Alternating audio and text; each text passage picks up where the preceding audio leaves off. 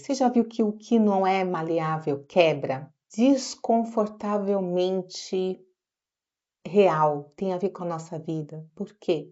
Eu sou a Sônia Vitória, psicanalista e terapeuta. Vamos falar sobre maleabilidade, porque a rigidez psíquica, né, ela não aparece como teimosia pura e simples, eu sou teimosa. Ela costuma ser um arranjo inconsciente para evitar que algo que dói, algo que nos machuca, que nos ameaça ou que nos desorganiza. Então, não é só teimosia, e é justamente por, por essa insistência, né, que a gente fica ali nessa teimosia, que não funciona mais. Olha como a coisa é sutil. Vamos destrinchar isso. Vamos concretizar, porque fica mais fácil quando a gente coloca na prática do dia a dia. Vamos trazer um exemplo no relacionamento afetivo íntimo, por exemplo, né? Vamos supor que a pessoa diz: Ah, eu já até falei sobre isso aqui em alguns vídeos, eu sou assim, eu não mudo, eu funciono dessa maneira. Ela está se protegendo, ela está protegendo a sua identidade, né? Do que afirmando uma verdade, ela está se protegendo. Talvez essa pessoa aprendeu que ceder é perigoso, que ser mais adaptável é perder valor, ou que demonstrar essa vulnerabilidade na vida, ela vai ser rejeitada. Então a pessoa endurece, ela cria essa camada de proteção, ela não negocia, ela não escuta de verdade, ela não se desloca. Então, no começo, isso pode até parecer força, né? Mas com o tempo vira distância, conflito, vira o que a gente chama de ruptura. Não porque faltou amor, não, mas porque faltou essa maleabilidade, essa elasticidade psíquica para sustentar esse encontro com o outro. Então, eu me fecho, eu me encapsulo para me proteger. No trabalho, por exemplo, a rigidez pode aparecer de forma mais aceitável. Eu coloco entre aspas, e até premiada. A pessoa perfeccionista que precisa controlar, né? Ela pensa que controla tudo, que não se entrega, que não tolera o erro, mas por trás disso muitas vezes existe uma fantasia inconsciente. Assim, por exemplo, se eu não fizer perfeito, eu não sou suficiente, eu vou ser deixada de lado. Só que o mundo real ele não funciona com esse padrão de eficiência. A pressão aumenta, a pressão fica aumentada no corpo, o corpo vai respondendo, a mente entra numa exaustão. Então, a quebra, a ruptura pode vir como um burnout, uma procrastinação ou até perda de sentido. Não foi o trabalho que quebrou a pessoa, não foi. Foi a impossibilidade de maleabilizar, de flexibilizar a própria forma de se relacionar com ele. Percebe? Então, na nossa vida emocional, isso fica ainda mais sutil. Então, assim, tem gente que não consegue mudar de ideia. Já teve colegas assim? Ela não revisa crenças, ela não admite ambivalência, ela precisa e necessita que tudo seja certo, que seja bom ou ruim, certo ou errado. Ela vai fazendo isso. Esse tipo de funcionamento costuma esconder uma dificuldade profunda em lidar com a incerteza, em lidar com a insegurança.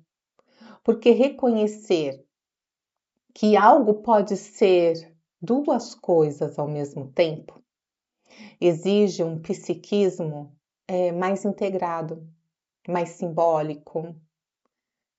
Sem isso, sem esse simbolismo, a pessoa endurece em posições fixas.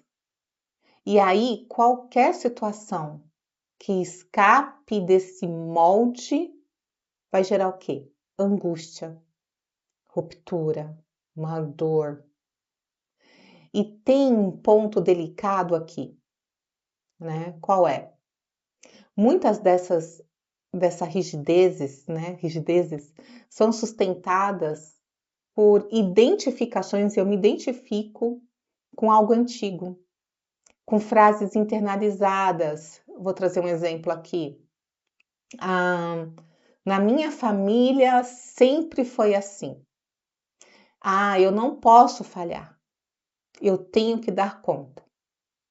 Eu não preciso de ninguém. Então, frases que vão virando crenças e isso vai levando a uma espécie de um roteiro inconsciente para a vida, para encarar as coisas. A pessoa vive, decide e se posiciona a partir dessas frases enraizadas, sem perceber, só que a vida muda. E o roteiro não vai acompanhando. O que surge com isso? Que a gente chama sintoma.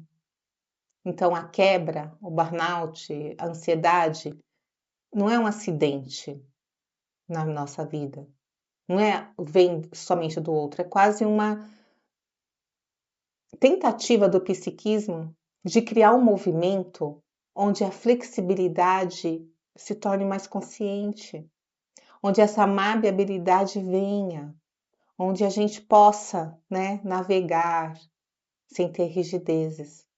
Um término inesperado, então uma crise de ansiedade, uma sensação de vazio que não tem explicação, né? Todas esses efeitos, esses sintomas, eles podem ser lidos como pontos onde a rigidez em algo já não conseguiu sustentar essa estrutura que foi criada, essa identidade. E aqui entra aquela viradinha de chave que a psicanálise propõe. Não é sobre se tornar alguém flexível por esforço ou positividade, não adianta. É sobre entender, internalizar o que você está tentando proteger.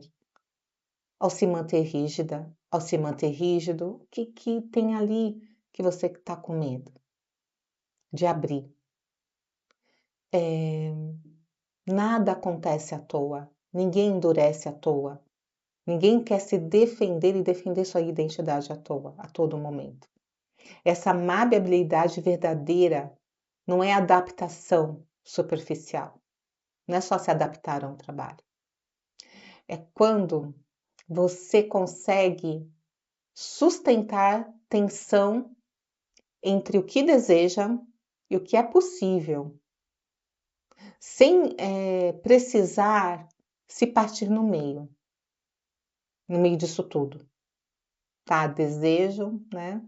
E o que dá para realizar. No fundo,